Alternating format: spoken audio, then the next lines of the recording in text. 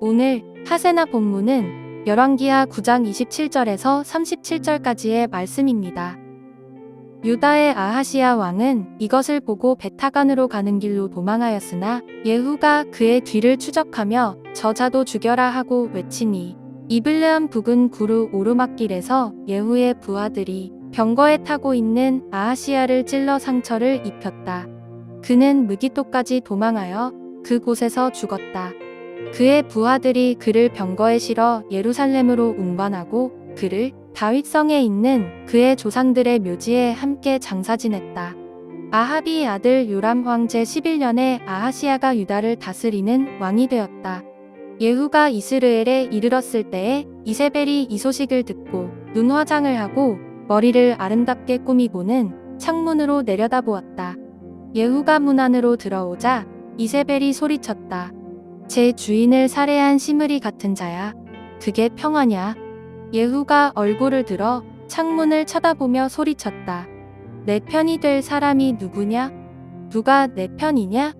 그러자 두세 명의 내관이 그를 내려다보았다. 예후가 그들에게 명령하였다. 그 여자를 아래로 내던져라. 그들이 그 여자를 아래로 내던지니 피가 벽과 마레개까지 튀었다. 예후가 탄 말이 그 여자의 주검을 받고 지나갔다. 예후가 궁으로 들어가서 먹고 마시다가 말하였다. 이제 저 저주받은 여자를 찾아다가 장사를 지내 주어라. 그래도 그 여자는 왕의 딸이었다. 그들이 그 여자를 장사 지내 주려고 찾아 나섰으나 그 여자의 해골과 손발밖에는 아무것도 발견할 수가 없었다. 그들이 돌아와서 그에게 그렇게 보고하니 그가 말하였다. 주님께서 주님의 종 디셉 사람 엘리야를 시켜서 말씀하신 대로 이루어졌다. 주님께서 말씀하시기를 이스라엘의 밭에서 개들이 이세벨의 주검을 뜯어먹을 것이며 이세벨의 주검은 이스라엘에 있는 밭의 거름처럼 될 것이므로 이것을 보고 이세벨이라고 부를 사람은 아무도 없을 것이다 하셨는데 그대로 되었다. 예후가 이스라엘 왕 요람을 죽인 이유를 아합과 이세벨의 우상 숭배와 악행 때문이라고 말했습니다. 이 장면을 본 유다 왕 아하시야는 자신의 어머니 아달랴가 요람의 형제이자 아합과 이세벨의 딸이므로 자신도 아합 가문의 사람으로 간주하여 죽일 것이라고 생각했던 것 같습니다. 아하시야는 사마리아로 도망하기 위해서 벳하간으로 가는 길로 도망하였으나 요람을 죽인 후 전력으로 따라오는 예후에게 이블르암 부근에서 따라잡히고 그곳에서 싸우다가 중상을 입고 무기토까지 도망하였으나 결국 죽게 됩니다.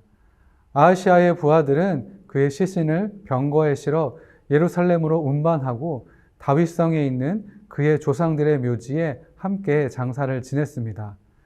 아하시야가 조상들의 묘지에 장사된 것은 앞선 여호람과 이후 이세벨의 죽음과 비교했을 때 아주 평안한 모습이며 이는 하나님께서 다윗 가문에게 주신 특별한 은혜 때문입니다. 예후는 이블르암에서 아하시야에게 치명상을 입힌 후 그를 추격하지 않고 다시 이스라엘로 진격하는데 그 이유는 예후의 최종 목표가 이세벨이었기 때문입니다. 예후가 이스라엘에 도착했을 때 이세벨은 눈 화장을 하고 머리를 아름답게 꾸미고 창문으로 내다보고 있었습니다. 마지막을 직감했지만 끝까지 태우로서의 위엄과 자신만만하고 당당한 모습을 보여주려 했던 것 같습니다. 그리고 진격해오는 예후에게 제 주인을 살해한 시므리 같은 자야 그게 평화냐? 라고 묻습니다. 앞서 요람도 예후를 만났을 때 평화의 소식이냐고 물었습니다.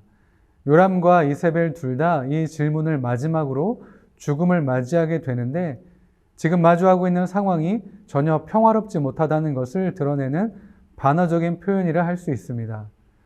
또한 이세벨이 예후에게 시므리 같은 자라고 했는데 시므리는 바하사에게 반역을 일으켰지만 겨우 7일 동안만 이스라엘의 왕 위에 있다가 오므리가 반란을 일으키자 왕궁이 불을 지르고 죽은 인물입니다. 그러니 시므리 같은 자라고 한 말은 예후 역시 짧은 시간 안에 다른 누군가에 의해서 죽게 될 것이라고 저주하며 조롱하는 말입니다. 이 말을 들은 예후는 창문을 쳐다보며 자신의 편이 될 사람이 누구냐라고 묻습니다. 이 말을 듣고 두세 명의 내관이 예후를 바라보자 예후는 그들에게 명령하여 이세벨을 아래로 던지라고 합니다. 그들이 이세벨을 내던지자 피가 벽과 말에게 튀었으며 예후가 탄 말이 이세벨의 주검을 밟고 지나갔다고 합니다. 예후 앞에서 당당했던 모습과 달리 그녀의 최후는 아주 끔찍하고 처참했습니다. 예후가 궁에 들어가서 먹고 마시다가 뒤늦게 저주받은 여자를 찾아다가 장사를 지내어 주어라. 그래도 그 여자는 왕의 딸이었다라고 명령을 내립니다.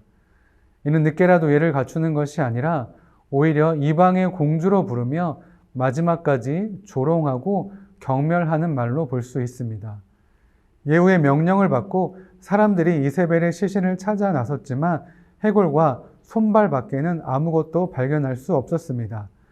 사람들이 이 사실을 예후에게 전달하자 예후는 이렇게 된 것은 여호와께서 엘리야를 통해서 예언하신 말씀이 성취된 것이라고 평가합니다. 이스라엘 역사상 가장 여호와를 대적하는 일에 앞장섰던 이방 나라의 공주이며 철저한 바알 숭배자였던 이세벨은 여호와께서 내린 심판을 받고 아주 비참한 죽음을 맞이하게 된 것입니다.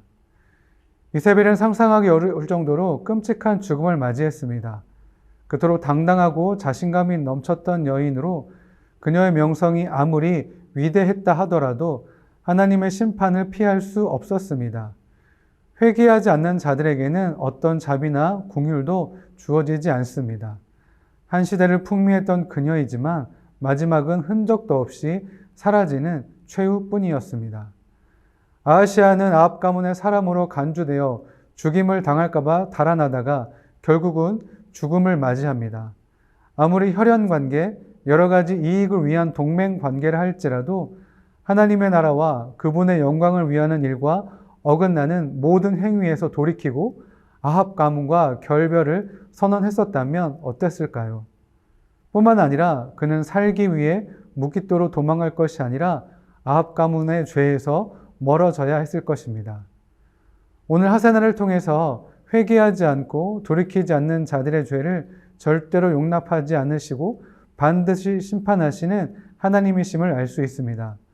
그러나 아하시야와 이세벨의 최후를 비교해 보면 자신의 약속을 지키시고 은혜와 긍휼로 자비를 베푸시는 분이심을 알 수 있습니다. 죄로 인한 부와 명성이 이 세상에서 아무리 좋아 보이고 찬란해 보일지라도 하나님의 심판 앞에서는 흔적도 없이 사라질 뿐입니다. 하나님은 죄를 미워하십니다. 그래서 우리가 살기 위해서는 죄를 멀리하고 하나님께로 피해야 합니다. 오늘 하루 죄를 멀리하고 하나님께 돌아오는 저와 여러분들 되시길 소원합니다. 오늘의 하시조는 우크라이나 청소년을 위해서 기도하는 것입니다.